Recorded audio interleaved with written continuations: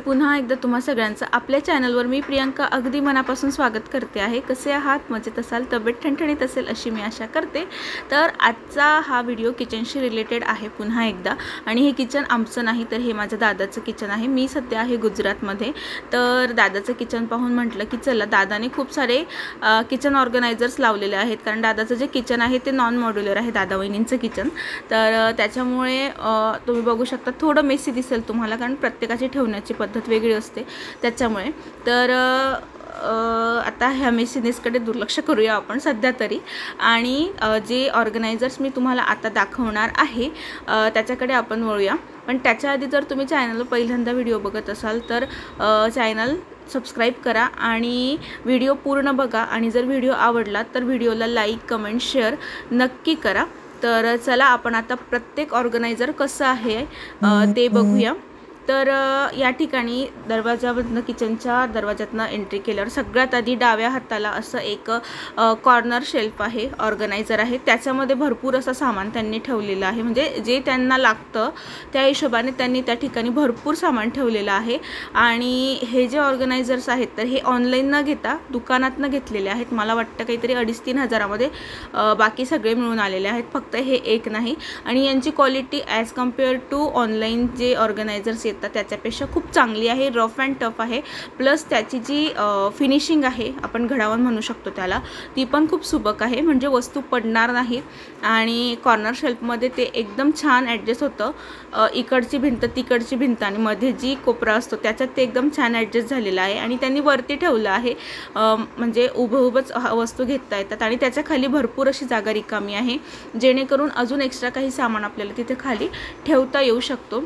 त्याच्यानंतर आता याच्या शेजारी हे ते ट्रायंगल शेपमध्ये आहे, आणि हे जे आहे हे स्क्वेअर शेपमध्ये 3 पार्टिशन असलेलं, आधीचं जे आहे ते 2 पार्टिशनचं आहे आणि आताचं जे आहे ते 3 पार्टिशनचं आहे। तर इथे त्यांनी वेगवेगळे डबे, चहा साखरेचा डबे असं ठेवलेले आहे। तर वरती मला वाटतं खडे मसाले, त्याच्यानंतर जिरं मोहरी गरम मसाला आणि चहा साखर प्लस एक्स्ट्रा काही सामान ठेवलेलं आहे या ठिकाणी।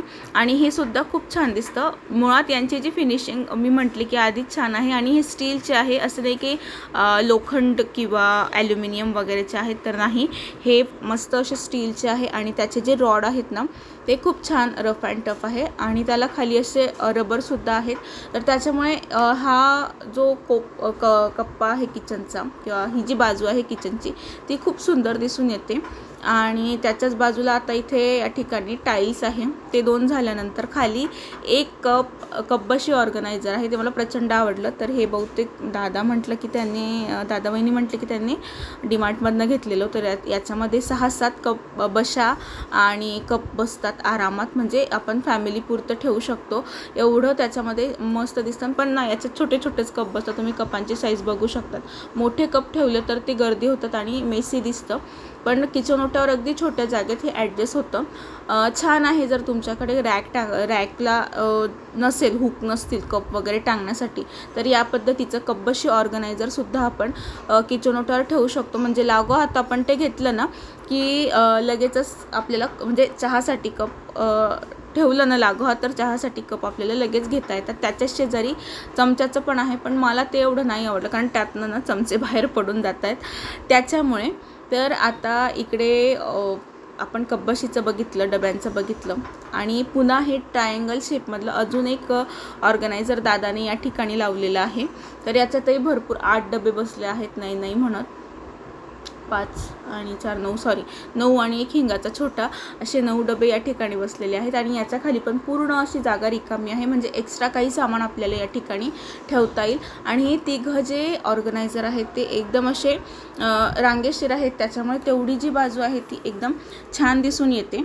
आणि मुळात असे डबे वगैरे ठेवण्यासाठी व्यवस्थितरित्या डबे, किचन ओट्यावर पसारा न करता, जो काउंटर टॉप असतो त्याच्यावर पसारा न करता हे सगळं अगदी व्यवस्थितरित्या या ठिकाणी ठेवता येतं, त्यामुळे जागाही मोकळी असते।